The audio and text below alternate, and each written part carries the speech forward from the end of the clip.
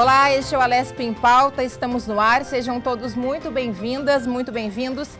Eu sou a Priscila Doroshi e hoje nós vamos falar sobre mudanças climáticas por conta das enchentes no Rio Grande do Sul. E para conversar conosco sobre esse assunto, a gente tem Carlos Bocuí remotamente, que vai trazer todos os detalhes sobre essas mudanças e as explicações. Ele que é ambientalista e presidente do PROAM, Instituto Brasileiro de Proteção Ambiental.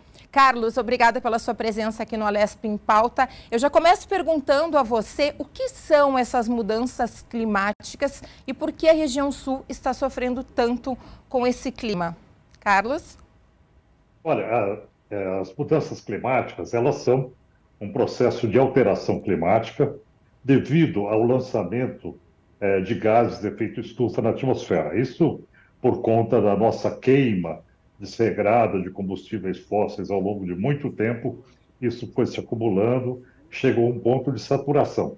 O ideal da atmosfera planetária era 350 ppm, partículas por metro na atmosfera, e acabou atingindo agora 428 ppm. Nós estamos muito acima do que poderíamos estar em termos de lançamento de gases na atmosfera.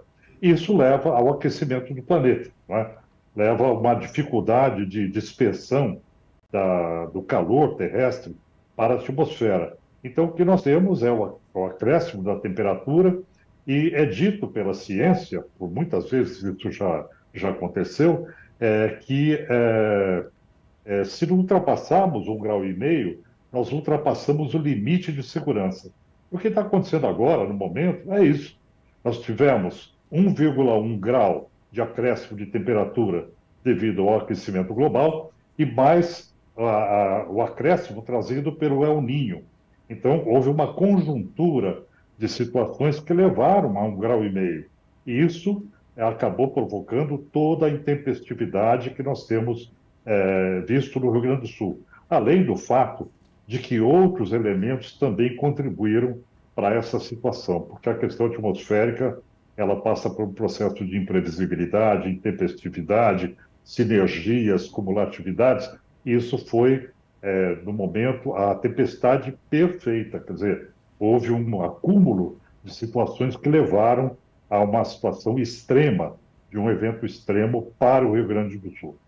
Carlos, a gente observa muito, principalmente nessas últimas 2 semanas no Rio Grande do Sul, um dia de muito calor, temperaturas que chegaram aí a 29, 30 graus e, consequentemente, horas após, no dia seguinte, temperaturas baixas, tempestades, aí quase a previsão de um ciclone em Porto Alegre, ali na região metropolitana. Como é que a gente pode explicar os impactos dos efeitos climáticos na saúde das pessoas? A gente tem o registro, a gente sabe ao longo da história aí, as pessoas que sofrem com rinite, sinusite, mas agora as doenças elas são mais agravadas com esses impactos, né? Quando a gente considera que você tem uma brusca alteração de temperatura, é claro que os organismos humanos, a natureza também ressente, né, essa intempestividade. E a intempestividade, essa troca de massa de calor e frio, elas são a marca registrada das mudanças climáticas, né? Você tem uma maior velocidade de troca de massas atmosféricas. O Rio Grande do Sul, ele fica no caminho, né, exatamente no caminho dessa troca de massas, porque ele recebe frente fria da Antártida, né, e, por outro lado, ondas de calor que vêm do continente, onde você tem um processo hoje de extrema seca e calor na área central do continente, na região do Pantanal. Então, essa conjuntura de fatores, né, é que leva a essa situação de intempestividade. E o que você se refere é que a epidemiologia ambiental, que ela trata das doenças que são decorrentes das mudanças atmosféricas, do ambiente, elas são hoje muito atentas a esse elemento das mudanças climáticas. Veja o que ocorre hoje no Rio Grande do Sul. Você tem a proliferação de vetores de contaminação, como leptospirose e outros elementos que normalmente não ocorrem numa chuva comum, não é? Mas num estado de inundação, onde você tem uma série de elementos que acabam permanecendo ao longo de muito tempo, numa enchente, numa inundação, você vai ter aí elementos de desequilíbrio ambiental que acabam provocando situações que acabam, eu diria, atingindo a comunidade, seja por conta da poluição, né, de esgoto misturado com a água, da proliferação de ratos, proliferação de insetos. Então, isso tudo é um elemento que agrava o processo das mudanças climáticas.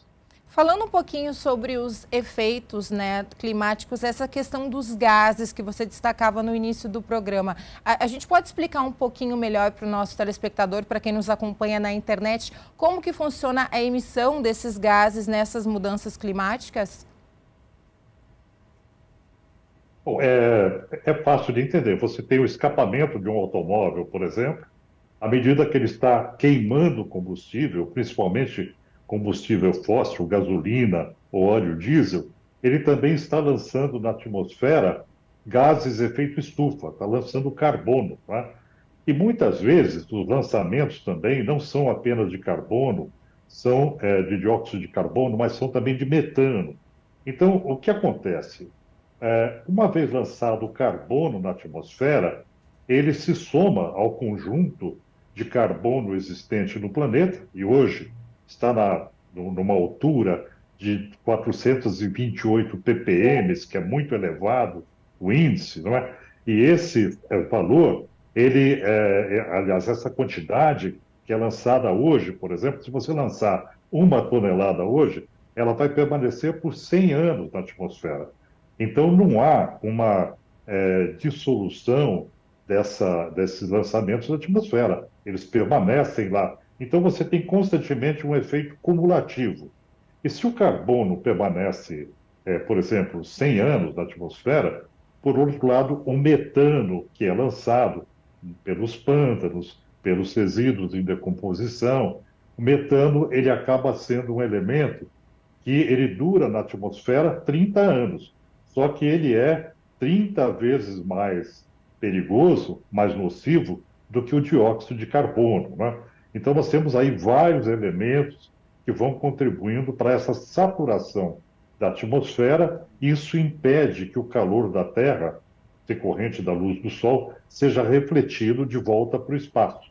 Então, essa situação acaba retendo o calor e a gente sofre aquilo que a gente chama de efeito estufa, né? Como se fosse uma estufa.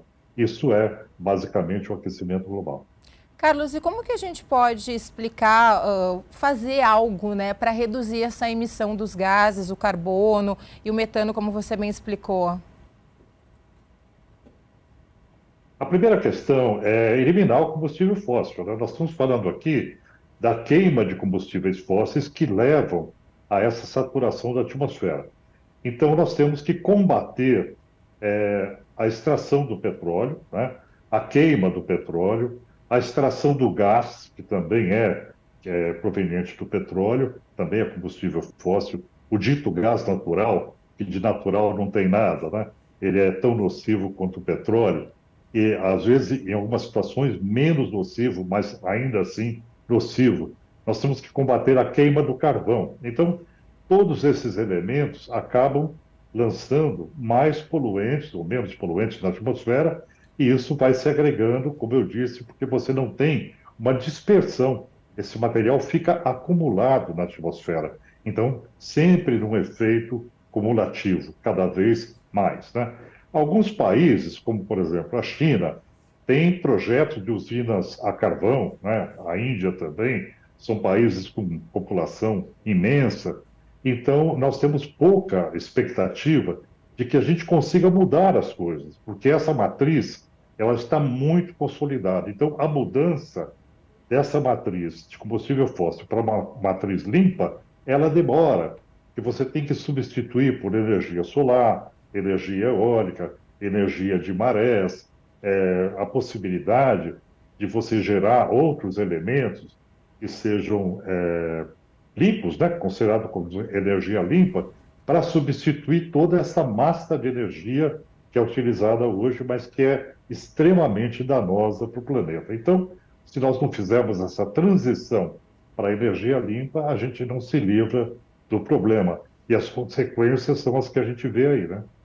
Todas essas questões que você citou, e bem citou, né, explicou, são atividades humanas, né, que a gente bem conhece, né, até desde a questão da emissão do carbono e tudo mais. Como que a gente pode explicar, Carlos, que essas atividades humanas, elas estão interferindo nas mudanças climáticas? Porque a gente sabe que existe um pouco da ação do homem, até no início das questões lá no Rio Grande do Sul, as pessoas citavam a questão de como Porto Alegre foi construída, enfim, né, da ação da atividade humana para essas mudanças climáticas, também a região da Serra, ali outras áreas que foram afetadas pelas enchentes.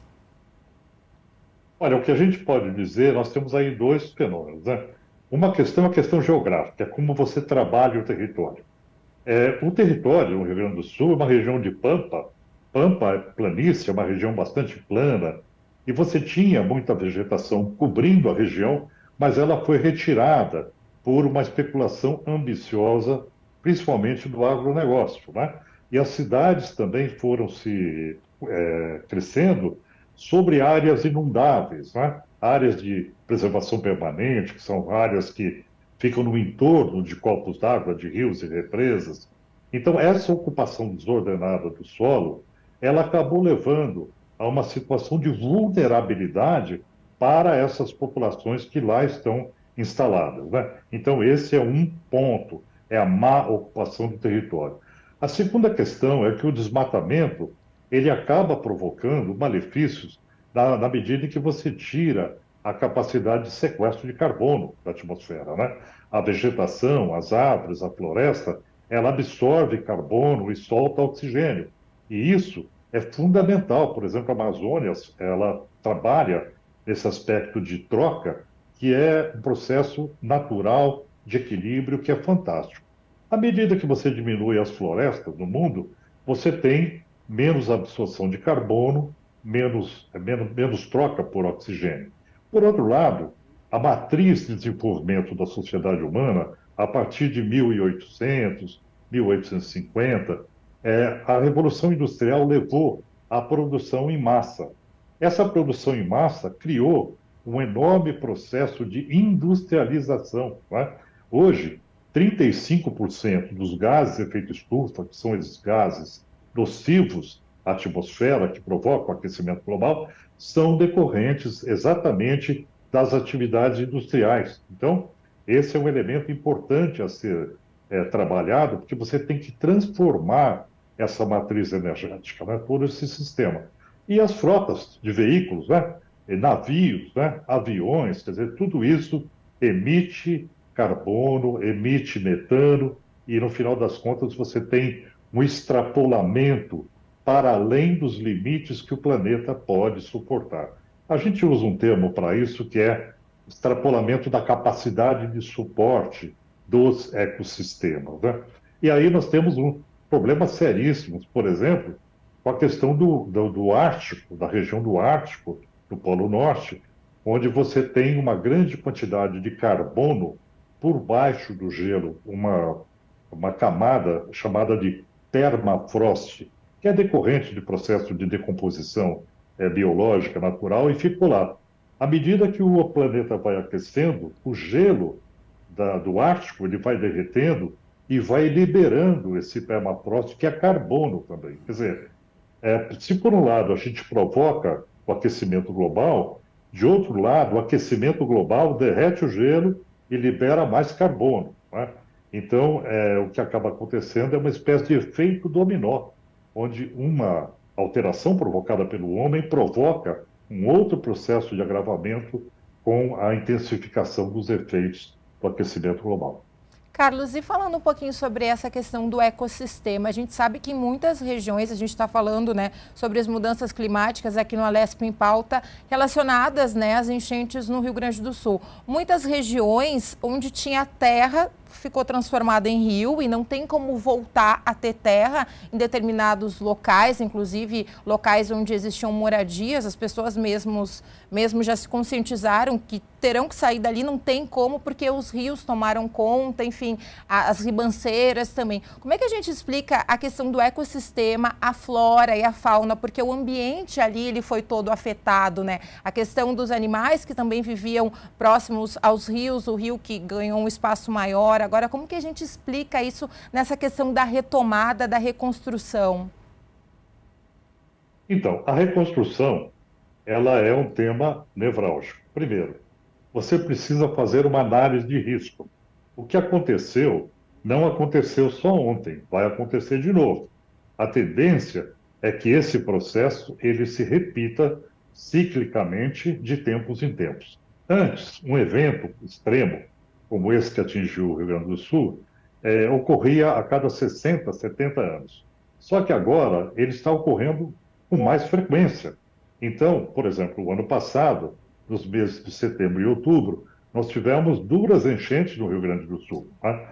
Então, a série histórica, que era aquela série que você se reportava, dizia, bom, choveu em tal ano, agora não vai chover, só vai chover daqui 2 décadas de uma forma tão intensa, isso não vale mais. Tá? Essa série histórica na qual nós acreditávamos e fazíamos algumas previsões, ela está fadada ao insucesso como planejamento. Então, é preciso fazer uma nova análise de risco ambiental para saber se aquela região, aquele local, pode ser objeto de uma ocupação ordenada, não é?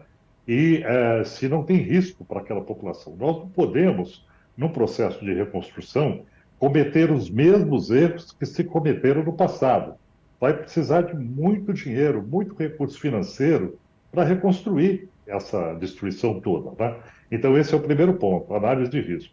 O segundo ponto é você preparar a sociedade para eventos extremos. E aí, as Nações Unidas têm defendido um ponto interessante, chama-se alerta precoce, que é o fato de você ter um sistema meteorológico que possa sinalizar que vai acontecer um evento extremo, intenso, e a sociedade ela é comunicada desse fato, ela está preparada, ela tem rota de fuga, ela tem local de abrigo, ela tem como que uma coreografia ensaiada para enfrentar aquela situação dramática. Não é?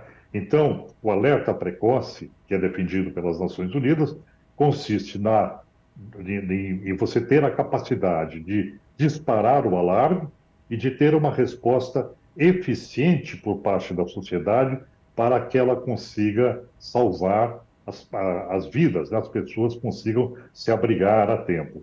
Então, esse processo de reconstrução, ele passa por isso, por um reordenamento territorial, por uma análise de risco aprofundada do que pode e o que não pode ser ocupado, e pela preparação da sociedade para um sistema de alerta precoce, para que as pessoas não sejam pegas de surpresa como numa armadilha, que elas saibam como agir. Essa questão que a gente fala muito da análise ambiental, inclusive a gente tem projetos aqui na Assembleia Legislativa, a gente tem também, né, que tratam sobre isso, na nossa Assembleia do Estado de São Paulo. A gente pode explicar um pouquinho melhor para quem nos assiste, Carlos, porque as pessoas acreditam, né, e têm uma noção rasa, a gente pode dizer assim, de que a reconstrução parte de construir uma nova estrada, construir uma nova casa, um novo bairro que foi tomado ali pela enchente, mas não. Essa reconstrução dessa análise ambiental, e vou pedir para você explicar com mais propriedade, obviamente, parte de o que plantar naquele solo, se aquele solo está apto, porque ficou muito tempo debaixo de água, e é uma água contaminada, que tem muitas doenças, enfim, aquele tempo de água diferente do que o solo estava acostumado, né? Como é que a gente pode explicar isso? Olha, é interessante a sua pergunta, porque ela nos remete ao grande problema da infraestrutura, né? Como eu disse, toda a infraestrutura que foi construída, ela foi construída com base numa série histórica de pluviometria. Chovia tanto, nesse século choveu tanto, então o máximo que nós tivemos de chuva ao longo de um século foi tanto. Então, quando você vai edificar uma estrada, você vai fazer uma ponte, você vai edificar numa encosta, numa área perigosa, você vai se reportar aquele histórico de quanto choveu no passado. Isso não vale mais, né? Então, nós podemos dizer o seguinte, grosso modo, tudo que for construído daqui para frente tem que levar em consideração essa margem de risco maior que nós temos agora. E tudo que já foi construído tem que passar por uma reavaliação para saber se resiste aos impactos das mudanças climáticas. Por exemplo, as barragens de mineração no estado de Minas Gerais. Elas foram criadas para um nível de pluviometria de água que hoje é diferente, né? As encostas de São Sebastião, no estado de São Paulo, que desabaram, que soterraram habitações, é preciso se considerar que essas encostas deslizaram sem que elas tivessem sofrido alguma alteração. Elas deslizaram no seu estado natural, quer dizer, a intempestividade, a chuva foi tão forte que arrastou a cobertura de terra coberta por floresta das rochas. Então, nós chegamos à conclusão de que determinadas áreas elas não devem ser ocupadas, não é? E o que já se ocupou e o que já se construiu de infraestrutura em regiões assim de risco, de vulnerabilidade, é preciso que isso seja revisto do ponto de vista de você fazer contenções, obras que possam garantir a segurança e onde não dá para garantir a segurança, relocar essas populações, né? Então, a grande questão da adaptação é o que você colocou. A água praticamente tomou uma grande extensão. A gente sabe que essa foi a máxima desta enchente e esse é um ponto que nós temos que considerar. Mas nós estamos pensando nesse cenário com 1,5 graus de aquecimento global. Só que o que se prevê é 2 graus para 2040. Então, o índice de pluviometria de 2040, teoricamente, ele vai ser bem maior, 25% maior, talvez, do que nós vimos agora. Então, essa questão do aquecimento global, do que se prevê de acréscimo de temperatura, o que se prevê de maior pluviometria, isso é previsto para o sul do Brasil, 25% a 35% mais de chuva do que chovia antigamente, isso é uma previsão científica. Antes de acontecer, isso já era dito. Então, essa questão futura de como vai se desenhar esse risco no futuro é o grande desafio da humanidade. Nós vamos ter que pensar como criar um sistema, né, de reordenamento territorial, de revisão de vulnerabilidade, de análise de risco para fazer frente a um cenário futuro que promete ser pior do que este. Por que eu digo isso? Porque todos os acordos que estão sendo tentados para parar as mudanças climáticas no cenário internacional não estão dando certo. Você tem conflitos localizados, você tem guerras, e as nações elas resistem no sentido de deixar as suas matrizes que lhe dão alguma segurança, né, por outras matrizes de pesquisa, porque está todo mundo preocupado com 130 eventos violentos, guerras, né, localizadas no planeta que podem gerar uma convulsão maior. Então, a humanidade não está se voltando exclusivamente, como deveria, para resolver a questão climática em função de problemas domésticos não solucionados. O Alesp em Pauta vai fazer uma pequena pausa, mas já já a gente volta a conversar com o ambientalista Carlos Bocuí sobre as mudanças climáticas por conta das enchentes no Rio Grande do Sul. Fique com a gente.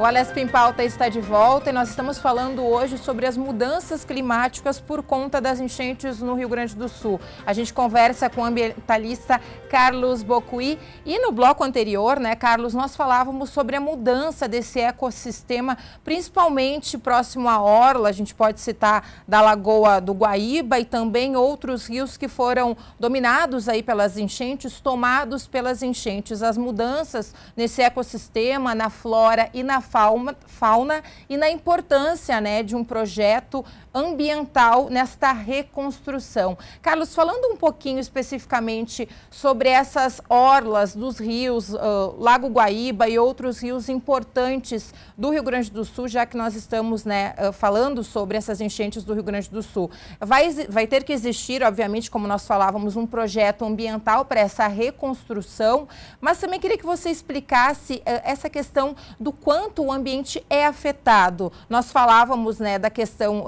de água parada, enchentes, muitos dias uma água parada num determinado local que não estava acostumado com essa água, uma água, na maioria das vezes, a gente pode dizer, poluída, que acaba trazendo outras doenças, além das normais ali já de orla, mas que acaba afetando todo um sistema, um ecossistema, os animais, a fauna e a flora, né? É verdade. Só para você ter uma ideia, né?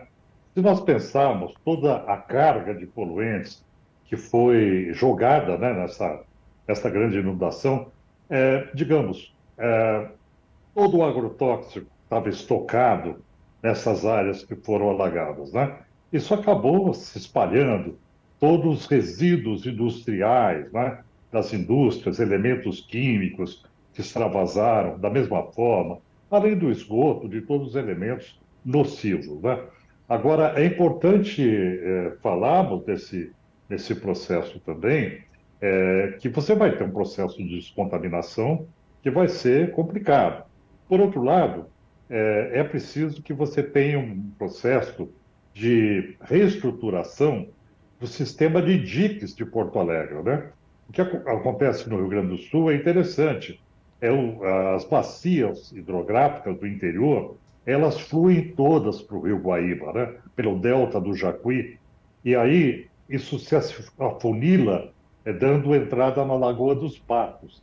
A Lagoa dos Patos tem uma pequena passagem para o oceano na região do Porto Rio Grande, que fica no sul da lagoa. E aí você tem frequentemente o vento sudoeste, que é o vento sul, e que ele faz uma barreira para esse escoamento, porque você tem um vento que vem do sul que vai criando uma barreira na superfície da água. Então, por um lado, você tem toda a carga hídrica praticamente do interior do Rio Grande do Sul, a Bacia dos Sinos, do Jacuí, do Rio Caí, todos extravasando para o delta do Jacuí, e isso indo diretamente para um só lugar, que é o Guaíba, né? E, de outro lado, o Guaíba saindo para a Lagoa dos Patos, que tem uma pequena saída para o sul, né? Então, é uma situação difícil. Então, Porto Alegre é uma cidade que tem que se estabelecer com um sistema de diques que realmente consigam fazer essa contenção. Se você comparar o sistema de diques de Porto Alegre com o sistema de diques de Amsterdã, você vai ver que o sistema de diques de Amsterdã é muito bem, não só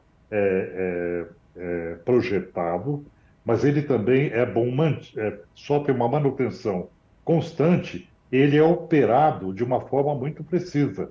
Então, a cidade de Amsterdã, que está abaixo do nível do mar, ela acaba sendo protegida pelos diques. Aliás, a Holanda, né, em grande parte, ela funciona abaixo do nível do mar. Então, cidades como Porto Alegre, para continuarem ali, vão ter que cuidar dessa parte de construção de diques eficientes que realmente garantam a sua proteção em situações como essa que aconteceram, né? Eu saí um pouco aí do tema da poluição, mas só para falar dessa necessidade, né, de estabelecer segurança, né? Carlos, falando um pouquinho agora que você está explicando essa questão dos diques, vai existir, já existiu, né, desde da primeira semana da enchente aí, uma mistura ali na fauna, na flora, no ecossistema, né? Você falou da questão do Delta do Jacuí com o Lago Guaíba, e aí também existe um estudo, vai ter que existir um estudo, obviamente, principalmente porque vai existir essa migração ou não migração, a gente pode explicar assim, de animais, da fauna, da flora. A gente pode até pegar um exemplo para explicar melhor para quem nos assiste na televisão e na internet. Uma planta que crescia na flora do Lago Guaíba, devido à enchente e a toda a poluição, pode ser que ela não cresça mais ali, não se desenvolva mais. Como é que a gente explica isso, né? Você tem uma alteração drástica, né?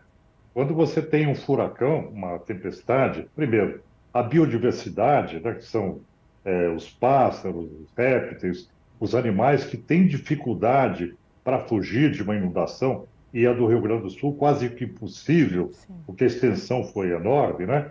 Essas espécies, elas perecem, né? Todos os ninhários, né? Os animais até domésticos, né? Não conseguem, muitas vezes, escapar. O gado, né? Não só vacas, mas o gado as espécies suínas, né, os suínos, que são uma espécie predominante no Rio Grande do Sul. Então, toda essa vida, ela acaba sendo atingida pela inundação. Assim como a vida animal é atingida, também as espécies vegetais acabam sendo sufocadas no barro, né, em todo aquele arrasto de areia e barro que vem junto com uma grande inundação desse porte, trazendo terra de todo o interior do estado para aquela região do Guaíba, né?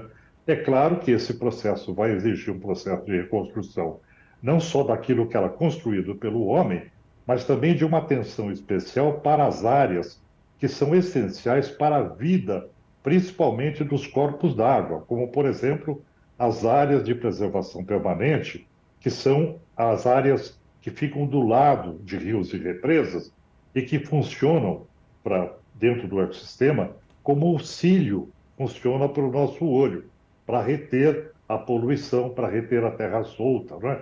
Então você sempre tem que ter uma vegetação ciliar, né, de matas no entorno dos corpos d'água, protegendo os corpos d'água de situações como essa, né, que levam ao assoreamento, a uma dificuldade que acaba provocando mais inundação no futuro, né? Então, como reconstruir tudo isso, né? Claro, vai ter que ter um grande planejamento no sentido de reconstrução daquilo que foi construído pelo homem e foi perdido, mas daquilo também que era importante para o ecossistema e acabou sendo afetado. Isso vai custar muito recurso financeiro, né? A estimativa só de bens materiais, isso material que foi construído pelo homem, 150 bilhões provavelmente de reais, né? Quanto mais se pensando aí nas perdas ecossistêmicas que muitas vezes são impossíveis de se repor, né? Carlos, consequentemente, toda essa sua fala, tudo que você explicou aqui para a gente, afeta diretamente na segurança alimentar e na agricultura, né? Exatamente isso que nós falávamos, como que vai crescer uma soja, por exemplo, num solo que foi altamente contaminado. E como que a gente trabalha agora com isso, né? Para mudar uma lavoura que o agricultor tinha como um solo fértil, que agora pode ser que não seja produtivo. Um bom exemplo disso é a questão do arroz, né? Perdeu-se a safra de arroz, mas por vários motivos. Você perde porque alaga e você tem aí acabam tendo uma perda devido à inundação, e perde-se também porque você não pode escoar mercadoria, porque as pontes caíram, né? O Rio Grande do Sul ficou isolado. Então, você passa por um processo também de perda de comunicação, perda de transporte. Isso faz com que a agricultura ela seja prejudicada em si, mas ela também seja prejudicada por falta de infraestrutura, né? Então, esses elementos, eles têm que ser vistos num processo de vulnerabilidade ambiental para que você possa produzir de forma segura, né? Onde eu posso plantar, né? Onde eu não tenho risco de inundação em períodos como setembro, outubro, que são nevrálgicos para o Rio Grande do Sul. Então, isso tudo tem que ser visto sobre uma nova ótica, né? E essa nova ótica, que a gente fala que é um novo normal, né? Ele traz uma nova visão daquilo que pode ser feito, que não pode ser feito, ela é também imprevisível. Hoje, internacionalmente, no meio científico, esse novo normal ele é considerado como uma incerteza radical, né? Porque você tem uma situação de tal intempestividade que as condições de você planejar, elas são incertas, e elas são tão incertas que elas são radicais, elas são incertas até ao absoluto, né? O Rio Grande do Sul demonstrou isso. Você tem uma série de elementos sinérgicos cumulativos atuando conjuntamente e que afetaram o Estado como um todo, afetaram a economia, afetaram toda a produção, né? E todo o bem-estar de uma população, né? De milhões de pessoas. Então, essa situação de incerteza radical que as mudanças climáticas trazem leva à necessidade de um planejamento que vai além de um novo normal. Ele é o planejamento para a situação imprevisível, né? Esse é um desafio imenso para a área de governo, né? Para a área de governo, eu digo da governança ambiental no geral, que é governo federal, governo estadual, municípios, né, que são os detentores do território, e para todo o setor produtivo, né, que tem a perspectiva de geração de emprego e renda. Então, nós estamos realmente diante de uma reconstrução, de uma retomada do processo civilizatório de uma forma mais difícil. Então, nunca foi tão necessário o bom planejamento, né? O planejamento observando as vulnerabilidades e fazendo análise de risco o mais precisas possível.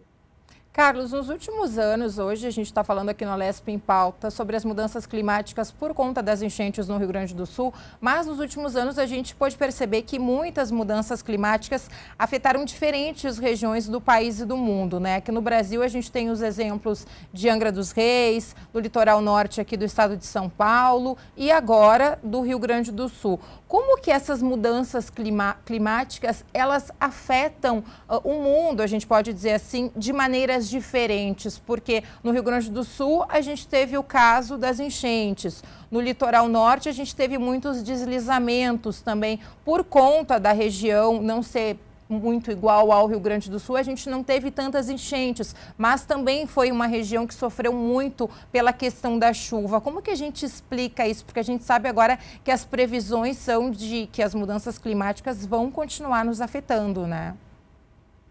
Olha, uma das primeiras questões que a gente precisa refletir é uma coisa que pouca gente sabe. No Rio Grande do Sul moravam 43 mil pessoas que eram migrantes. 29 mil vieram da Venezuela por conta da fome e mais 14, 15 mil vieram do Haiti depois que houve o terremoto em 2010. O Rio Grande do Sul, um estado hospitaleiro, abriu as portas e criou 14 mil postos de trabalho para esses migrantes forçados, né, de eventos extremos e de dificuldade econômica de outros países. E eles estavam lá, e eles, de novo, foram bombardeados por essa grande intempestividade agora, né? Quer dizer, a realidade que se desenha hoje para o mundo é uma realidade de migrações forçadas, né? Nós temos hoje uma perspectiva de, ao todo, 5 milhões de desabrigados no ano passado, eu acho que é mais ou menos esse o dado. E a questão é que não existe uma legislação que dê cobertura para isso, né? Nós não temos legislação, a não ser de direitos humanos, mas ela não acaba tangenciando o problema da migração forçada. Nós temos, por exemplo, a Convenção de Migração sobre guerras, né? Sobre fome, perseguidos políticos, perseguidos religiosos, que é de 1951, que é pós-Segunda Guerra Mundial. Mas nós não temos uma atualização disso que dê conta do problema climático. Então, eu colocaria como primeiro plano da dificuldade essa questão de abrigar os desabrigados, né? E que eles tenham uma assistência entre fronteiras, né? Transfronteiriça e também dentro de um país. Esse é um ponto a colocar. O outro ponto é que nós estamos falando aqui de inundações, mas nós não podemos esquecer dos incêndios, né? Da queima de um Pantanal inteiro, como já ocorreu em 80% em 2020, e que está ocorrendo agora. Um dos elementos que levou ao desequilíbrio climático no Rio Grande do Sul é que os rios voadores desceram da Amazônia, pressionados nos Andes e fechados na bolha de calor que está no centro do continente, inclusive na seca extrema do Pantanal, né?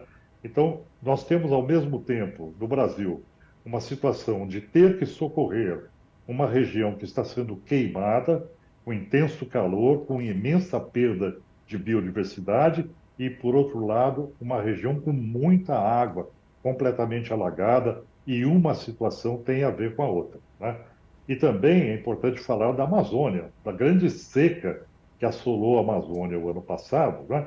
E dos incêndios que acabam, eu diria, mergulhando cidades inteiras em fogues de fumaça, e isso é prejudicial à saúde, etc., né?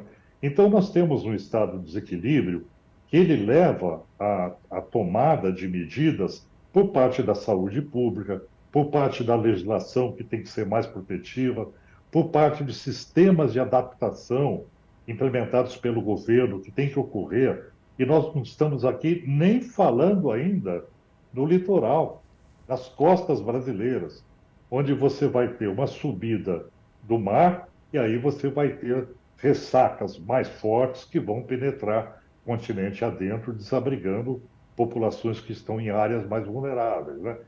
O episódio, a dramaticidade das mudanças climáticas, ela está só começando. Eu digo isso porque nós não temos perspectiva de retroagir na emissão de gases de efeito estufa, porque o mundo não está colaborando. O que as Nações Unidas estão dizendo? Tem que retirar 43% da queima de combustíveis fósseis até 2030 para equilibrar o clima. Mas a previsão é que nós vamos ter um acréscimo até lá de 15% de queima. Ou seja, a conta não fecha, né? A gente não consegue chegar a um bom termo que faça com que esse processo que está gerando impacto, ele seja contido, né? Então, infelizmente, nós temos que nos preparar para o pior. E a forma de fazer essa preparação é a adaptação climática e, principalmente, o sistema previsto pela ONU, que é de alertas precoces, que eu acho que é a forma mais indicada de você ir protegendo as comunidades na medida do possível. Nesse sentido, quais são as alternativas ou as soluções aí de energia renovável que a gente pode tentar, né, utilizar, trabalhar nesse sentido para evitar tanto a seca como a enchente, essas mudanças climáticas no Brasil e no mundo, Carlos? Olha, se num passe de mágica nós pudéssemos colocar uma matriz energética em funcionamento com capacidade de suprir tudo o que a humanidade precisa, eu diria que o hidrogênio seria o ideal. E o hidrogênio, ele é difícil de ser obtido, ele exige muita energia para ser obtido, mas em compensação ele gera água, né? Um pouquinho de água como emissão, nada, né? Em termos de poluição. Então, o que nós precisamos fazer é essa transformação. Agora, como fazer isso? Você tem que investir em pesquisa de hidrogênio para baratear o custo da produção. Você tem que investir maciçamente em energia solar, energia eólica, energia de marés, se bem que maré também gera impacto quando você coloca turbinas dentro do oceano, né? E essa transição para uma matriz energética, ela tem que ser objeto de um grande investimento da humanidade, porque nós não temos tempo a perder, né? Essa transformação ela tem que ser num tempo recorde. Então, para transformar isso, é preciso que você transforme a própria economia, né? O modelo econômico. A economia não pode mais financiar, através de bancos públicos ou bancos privados, financiar combustíveis fósseis. Você tem que ir cortando como os ingleses dizem, track the money, siga o dinheiro. Vamos ver para onde o dinheiro está indo, o que o dinheiro está financiando, para você saber que tem que cortar aquele fluxo negativo de financiamento, passando aquilo para uma fonte boa, positiva. Tá? Então, essa transformação do modelo econômico é fundamental para você fazer uma transformação do mercado, do próprio comportamento da sociedade. Carlos, o Alesp em Pauta está falando sobre as mudanças climáticas por conta das enchentes no Rio Grande do Sul. A gente tem ainda uns 5 minutinhos finais e eu gostaria que você falasse para a gente das previsões. A gente sabe que vamos estar suscetíveis a mudanças climáticas e principalmente mudanças climáticas que são questões que a gente não prevê, como foi o que aconteceu agora há pouco, a gente pode dizer, né? Porque foram 3, 4 semanas, o Rio Grande do Sul ainda sofre com tudo isso. O que a gente pode esperar dos próximos dias? Eu vou perguntar assim para você, porque a gente sabe que é um futuro bem próximo de mudanças climáticas para todos nós no mundo, né? Olha, eu vou responder pela imprevisibilidade, né? Nós temos uma situação que é uma situação de imprevisibilidade, que é a marca das mudanças climáticas. Essa imprevisibilidade, ela aponta para cenários de um crescimento da temperatura de 2 graus por volta de 2040, e os franceses estão se preparando para 4 graus, 3,5 a 4 graus, até 2100. Significa que eles estão mudando todo o sistema de uso do solo, eles estão mudando os sistemas econômicos, legislação, há todo um planejamento para mudar a estrutura francesa para encarar uma situação de calor extremo até o final do século, né? Então, eu acho que nós temos que fazer a mesma coisa. Aí pode se perguntar, mas será que esse cenário é o cenário 2100? Não há nada no momento que diga que não vai ser. As conferências climáticas estão sendo realizadas em países detentores de petróleo: Egito, Emirados Árabes Unidos, Azerbaijão. O Brasil, ano que vem, é uma exceção. Mas, na verdade, os países petroestados, aqueles que dependem do petróleo, que têm o petróleo como a sua maior renda, eles estão capitaneando a questão das conferências climáticas. Ou seja, eu ousaria dizer que, de certa forma, as conferências climáticas da ONU, elas foram capturadas pelo setor de petróleo, né? Então, nós não temos um bom cenário, nem na geopolítica global, pela ausência de paz entre os países, que indique que a coisa vai melhorar. E nós não temos também, pelo setor econômico, governamental, setor produtivo da área de energia, uma sinalização positiva. Então, o que nós temos que fazer, enquanto sociedade brasileira, é estabelecer uma análise de risco rigorosa e implementar os alertas precoces, que é exatamente o que as Nações Unidas estão aconselhando para os países vulneráveis como o Brasil, né? E fazer pressão como sociedade para que as coisas mudem, né? Que o Brasil não extraia mais petróleo, pelo menos o Brasil deixe essa sanha petrolífera que está tomando hoje conta do Ministério de Minas e Energia, não é? O Brasil quer ser o 4º maior produtor. Então, essas velhas fórmulas que antigamente funcionavam, hoje não funcionam mais, porque o prejuízo, a conta, ela é muito elevada, os impactos são muito severos. Então, a gente tem que procurar o caminho e seguir firmemente em direção a ele, né? E esse caminho é a sustentabilidade, é livrar o mundo dos gases de efeito estufa, dos combustíveis fósseis. Não há saída, é fazer ou fazer.